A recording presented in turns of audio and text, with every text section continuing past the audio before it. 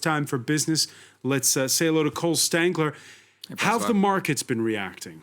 Well, it was a rough day on both sides of the Atlantic earlier. We've seen that recover slightly, but a rough day earlier in the day. Investors do not like uncertainty, and while this news makes for a whole lot of it, European markets ending the day just around the flat. And as you can see here, maybe those Wall Street figures we're seeing first more firmly in negative territory there on Wall Street.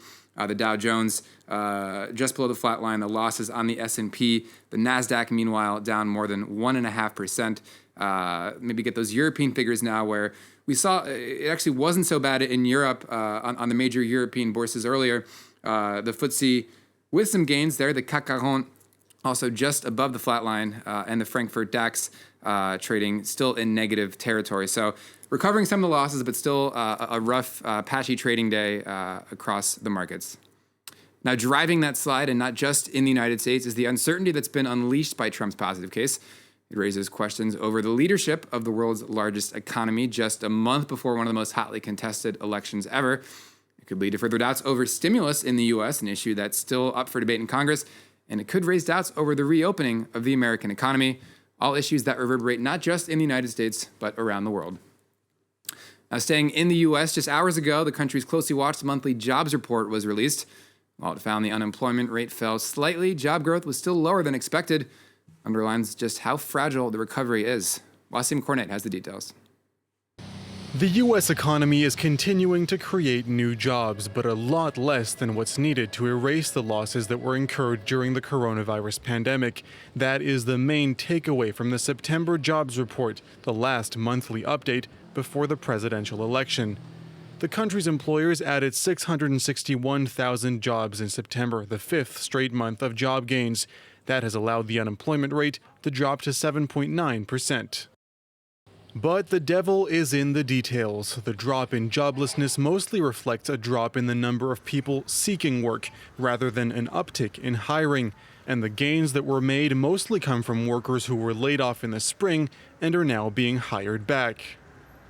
This month's jobs report continues to dash hopes of a quick, V-shaped recovery. So far, the U.S. has only recovered half of the 22 million jobs that have been lost so far this year.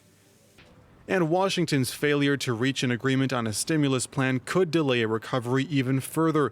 On Thursday, Democrats passed a $2.2 trillion recovery package in the House of Representatives. Most Republicans, though, say the bill is too large, and the Senate has yet to agree to a compromise. In the meantime, thousands of people are continuing to lose their jobs. The aviation sector remains one of the hardest hit. Just this week, United Airlines and American Airlines were forced to furlough 32,000 employees. Now, next up, airline KLM has submitted its restructuring plan to the Dutch government. That's a requirement of the 3.4 billion euro aid package it got from the state.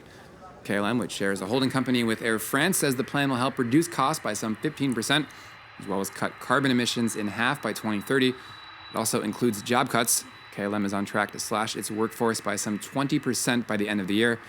It translates into around 4,500 jobs. And the pandemic looks set to claim some more job losses here in France. Employees of catering giant Elior are reeling from news that the firm is prepared to slash nearly 1,900 jobs.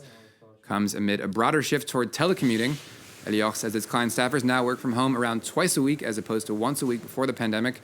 The trend has left fewer people in the office and fewer people in cafeterias.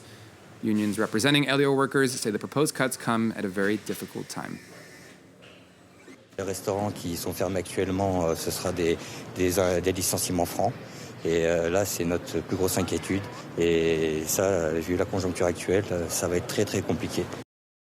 And finally, the iconic brand Playboy is slated to once again become a publicly traded company. The magazine has struggled as of late. It went private 9 years ago and no longer has a regular print issue. But the company has since been credited with successfully changing its business model. Today, Playboy focuses instead on consumer goods like t-shirts and lingerie, as well as online gaming. The firm is expected to be listed on the NASDAQ early next year. France really shows to go the power of a good brand, though. I have to say, as a journalist, I can't help but feel like something's been a little bit lost with the end of that famous print magazine. Good writers as well. That gets forgotten. They did. They had big interviews in the day. Nabokov. Thanks. Cole Stangler there. We'll have more business news for you later.